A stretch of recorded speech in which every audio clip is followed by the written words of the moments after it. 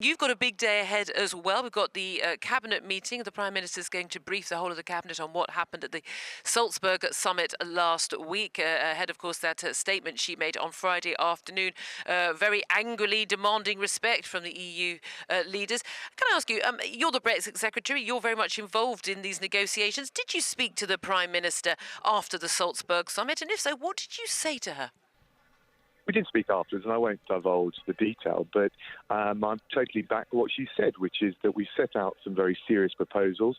We're ambitious. We want a good deal with the EU, but they've got to match us with their ambition and their pragmatism. And if they don't, as she said, then we wouldn't relish the prospect, but we'd be ready for no deal. And one of the other things we're doing today, which is part of the wider planning, is releasing our third batch of technical notices, which is the information, the guidance of how to manage the short-term disruptions and risks that will come with no deal. So we'll be ready for any eventuality. But equally, I do think away from the sort of political melodrama, we keep on negotiating in good faith. We try and get the best deal we can, but we're ready for all eventualities. You say we're ready for any eventuality. We're constantly being told, whether it's the police or local councils or anyone else, that they're not ready and there's no chance they're going to be ready by the end of March. Shouldn't the no-deal planning have been started quite some time ago? Maybe, who knows, before June 2016? Well, it was started over 2 years ago, but some of it has been the quiet, assiduous work that goes on behind the scenes.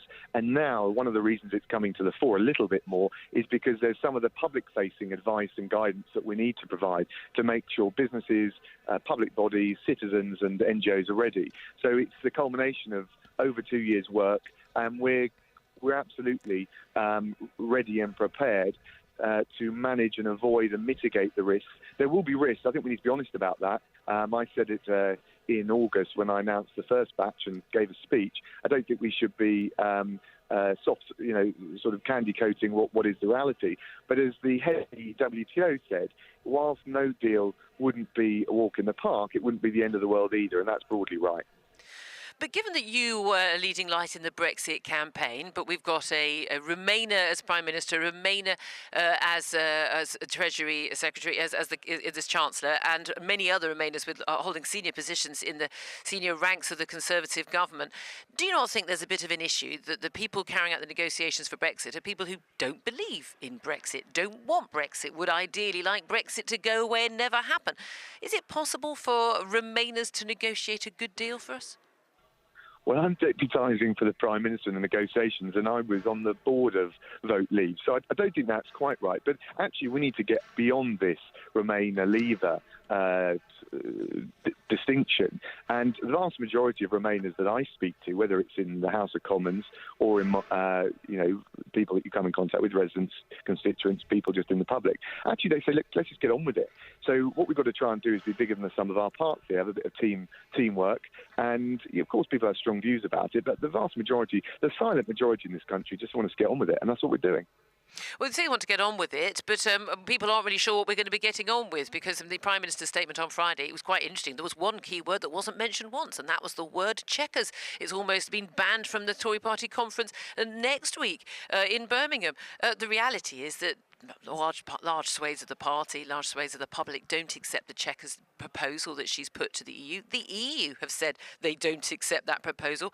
So what are we negotiating on exactly? If the EU say the Chequers doesn't go far enough close to their position, and she has said in statement after statement that she won't go any further, and the Brexiteers who remain in the cabinet may well walk out if she does, what is there left to negotiate over?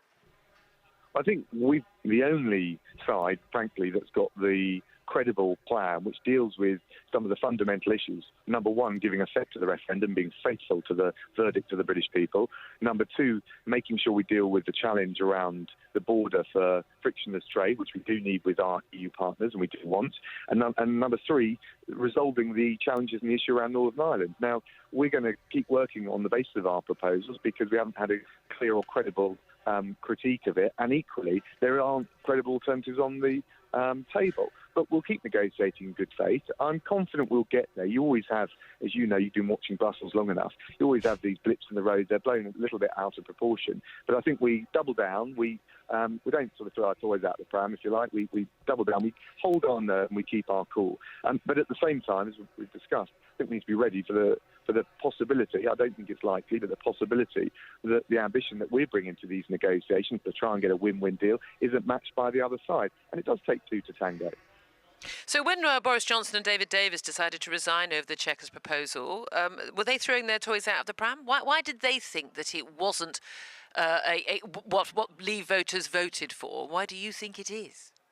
Well, my reference to throwing toys out the pram was about I don't think we should overreact to any blip in the road with our EU partners. In relation to DD and David Davies and Boris, look, everyone takes a different view. People come at it with their own different judgment, and I understand that. But it comes back to at this crucial juncture, we've got to get Brexit over the line. We've got to deliver it. I've always acknowledged that there will be some compromises. I don't think in our white paper proposals there aren't compromises. There are, in the same way as I'm being honest about there being risks for no deal. We need to have a grown-up conversation about this. My judgment is that if we deliver the white paper proposals, actually we would end jurisdiction of the court, the ECJ, we'd end free movement, we'd have an independent trade policy, but we'd also deal with some of the risks like around Northern Ireland and around frictionless trade with our EU partners, and that will be a really positive step forward, a good Brexit for Britain and the EU.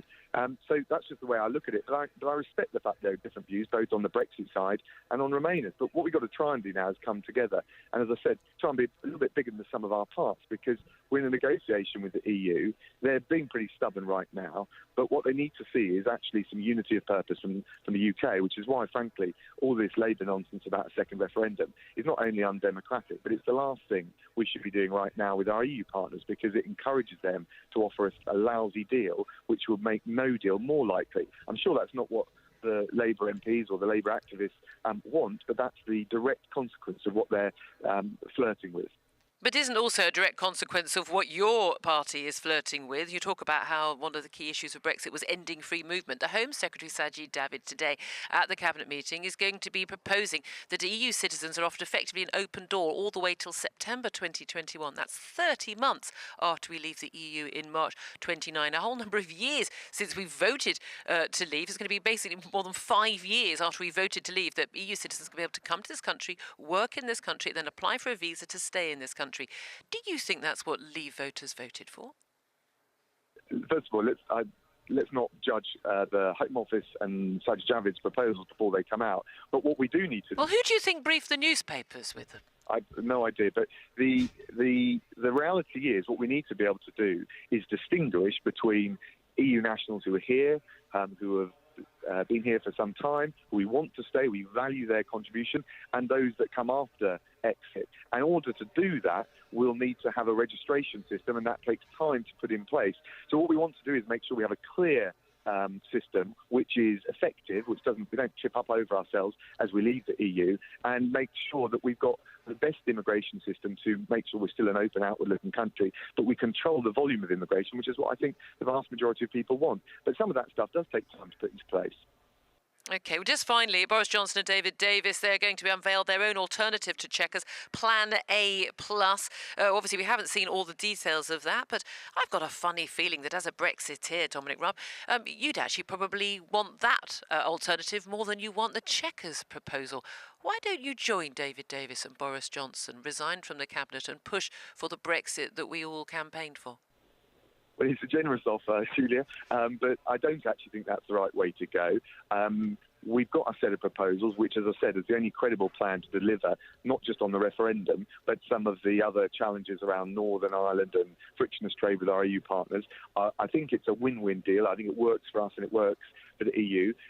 But equally, if we can't get that plan, and there are all sorts of other ideas flying around, but the real question mark over them that looms and that hangs over them is, are they deliverable? So, I always look at what people say, because I want to make sure we're open-minded in these negotiations, but people have got to come up with credible alternatives, whether it's on this side or indeed on the EU side. So we're confident we'll make progress in the negotiations. There are always bumps along the road, but we've got a plan which can deliver on the referendum, can deliver on the things Britain needs, and I think we should stick to it rather than flit around just because we're under a bit of pressure, because the EU have been stubborn.